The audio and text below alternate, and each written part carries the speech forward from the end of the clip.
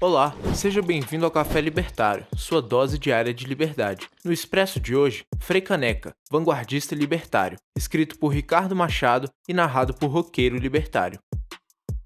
Você já deve ter ouvido falar, passou por algum shopping ou rua, ou até mesmo ouviu uma rádio com o nome de Frei Caneca. Mas você sabe quem foi esse importante personagem na luta pela liberdade em terras brasileiras? Joaquim da Silva Rabelo nasceu em Recife, no dia 25 de agosto de 1779. Com apenas 17 anos de idade, entrou para o convento da Ordem das Carmelitas. Se tornando padre aos 22, adotou o nome de Frei Joaquim do Amor Divino Caneca, sendo esse último nome em homenagem ao seu pai, produtor de vasilhames, o qual tinha a ajuda do filho com as vendas de canecas. Frei Joaquim Caneca cursou disciplinas no Seminário de Olinda, centro de instrução religiosa filiado a ideias iluministas. O iluminismo visava tornar a sociedade mais racional e justa, e sua crítica ao despotismo dos reis absolutistas influenciaram movimentos em todo o mundo. Tal movimento também impactou fortemente o pensamento de Frei Caneca, que acabou se tornando professor de filosofia, retórica e geometria no convento. Sua história, para além da atuação como eclesiástico e professor, foi marcada pela participação em dois movimentos revolucionários ocorridos em Pernambuco, nos anos de 1817 e 1824.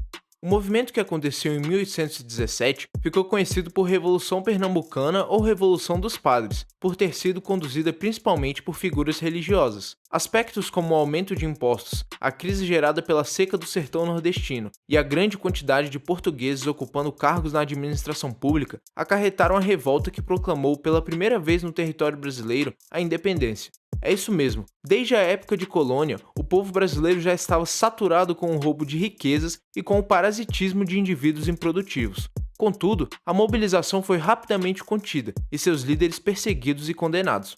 Você sabe, o maior medo do Estado é que pessoas conscientes do absurdo estatal alertem a sociedade. Eis o motivo da perseguição a pessoas pacíficas que possuem apenas suas ideias como armas. Frei Caneca ficou preso por 4 anos. O tempo na prisão serviu para catapultar os sentimentos de revolta contra o grande vilão daquela época e da atual, o Estado. Podemos quase ouvir os ecos vindos de sua cela ao gritar que imposto é roubo e o Estado é uma gangue. Liberado em 1821, voltou para Recife, onde continuou o engajamento político pregando a liberdade e a não submissão das pessoas perante o governo central.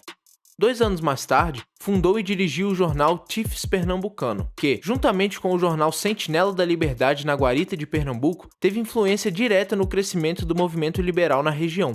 Influenciado, dentre muitos fatores, pela sua formação baseada no iluminismo, no periódico, Frei Joaquim divulgava ideias revolucionárias e a propagação de notícias sobre os movimentos ocidentais, como a Revolução Americana de 1776, na qual foi emitida a Declaração de Independência dos Estados Unidos, documento onde se afirmava o direito à independência e à livre escolha de cada povo e de cada pessoa, o direito à vida, à liberdade e à procura da felicidade, que foram definidos como inalienáveis.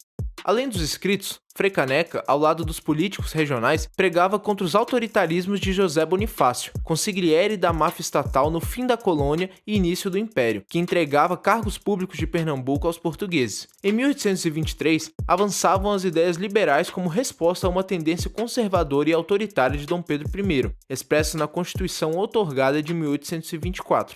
Pernambuco não aceitou essa Constituição, e Manuel de Carvalho Paz de Andrade, presidente da província, proclamou a Confederação do Equador, organização que unia Pernambuco, Ceará e Rio Grande do Norte. O objetivo central era a separação do Império, com soberania e autonomia das províncias confederadas. Entretanto, uma força militar do governo central foi enviada para a região, e as forças governistas tomaram os 2 maiores centros de resistência, Recife e Olinda. 2 meses depois, a ofensiva tomou o Ceará. Os revoltosos foram presos e receberam severas punições, sem direito à clemência do imperador. O movimento de caráter separatista ocorrido em 1824 foi o desdobramento da Revolução contida em 1817, sendo uma reação à tendência monarquista, mesmo após a declaração de independência do Brasil. Ao fim daquele ano, com a derrota do movimento revolucionário, o jornal Tifes Pernambucano é fechado. Frei Joaquim é detido e levado a julgamento, sendo condenado à morte por enforcamento. Contudo, além de ser uma figura religiosa, ele era muito carismático e tinha grande prestígio na comunidade. Logo, ninguém se dispôs a enforcá-lo. A alternativa foi alterar a sentença, e Frei Caneca acabou sendo covardemente fuzilado no Recife, em 13 de janeiro de 1825, tendo seu corpo enterrado no convento em que fora criado.